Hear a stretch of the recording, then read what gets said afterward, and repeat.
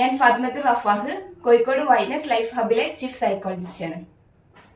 നമ്മുടെ സ്വന്തം മക്കളെ തല്ലാൻ പാടുണ്ടോ, അല്ലെങ്കിൽ തല്ലുമ്പോൾ എന്തെങ്കിലും ശ്രദ്ധിക്കാറുണ്ടോ? ചില സമയങ്ങളിലൊക്കെ ഞാൻ അറിയാതെ തല്ലിപ്പോകുന്നു എന്നൊക്കെ പല രക്ഷിതാക്കളും പരാതി പറയുന്നത് കേൾക്കാറുണ്ടല്ലേ.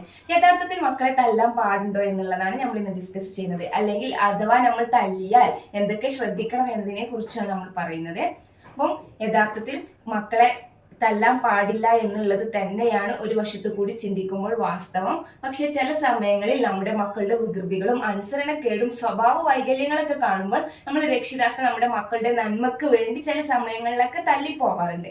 അപ്പോൾ ആ തല്ലുമ്പോൾ നമ്മൾ എന്തൊക്കെ ശ്രദ്ധിക്കണം എന്നുള്ളതാണ് നമ്മളിപ്പോൾ പറയുന്നത്. ഫസ്റ്റ് നമ്മൾ ശ്രദ്ധിക്കേണ്ട ഒരു കാര്യം എന്നുള്ളത് പറയുന്നത്, കുട്ടി എന്താണോ തെറ്റ് ചെയ്തത് അല്ലെങ്കിൽ ഏത് സമയത്താണോ വികൃതി കാണിക്കുന്നത് ആ സ്പോട്ടിൽ തന്നെ തല്ലാൻ വേണ്ടി മാക്സിമം ശ്രദ്ധിക്കുക എന്നുള്ളതാണ് ചെയ്യേണ്ടത്. പിന്നെ അടുത്തത് എന്ന് പറയുന്നത്, കുട്ടിയെ തല്ലുമ്പോൾ അല്ലെങ്കിൽ തല്ലിയതിന് ശേഷം പാരന്റ്സ് ആയി നമുക്ക് ഒബ്വിയസ്ലി എന്തുണ്ടാവും, ഒരു റിഗ്രറ്റ് ഒക്കെ ഫീൽ ചെയ്യും. അയ്യോ വേണ്ടില്ലായിരുന്നു, അല്ലെങ്കിൽ മക്കളോട് നമ്മൾ അടുത്ത് പോയിട്ട് സോറി ഇട്ടോ മോനെ അല്ലെങ്കിൽ മോളെ ഇനി ഞാൻ തല്ലൂല എന്നൊക്കെ പറയാറുണ്ട്. പക്ഷെ അങ്ങനെ ഒരിക്കലും ചെയ്യരുത്.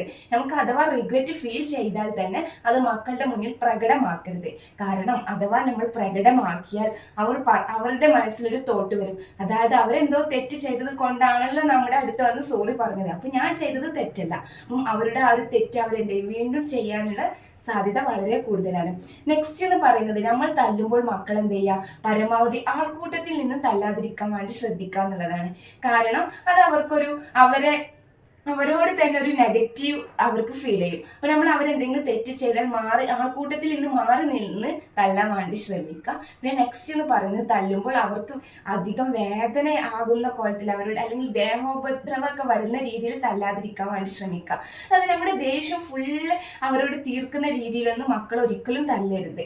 അവരുടെ ഒരു തെറ്റിനെ തിരുത്താൻ വേണ്ടി ഒരു ചെറിയ തല്ലൊക്കെ കൊടുക്കുക എന്നുള്ളതാണ് യാഥാർത്ഥ്യം. അപ്പം തല്ലണം എന്നല്ല ഞാൻ ഇതുകൊണ്ട് ഉദ്ദേശിക്കുന്നത്. പക്ഷെ ചില സമയങ്ങളിൽ നമുക്ക് അറിയാതെ നമ്മൾ തല്ലി പോവാറുണ്ട്. അപ്പം ആ ഒരു സമയത്ത് നമ്മൾ എന്ത് ചെയ്യാം, ഈ കാര്യങ്ങളൊക്കെ ശ്രദ്ധിക്കുക.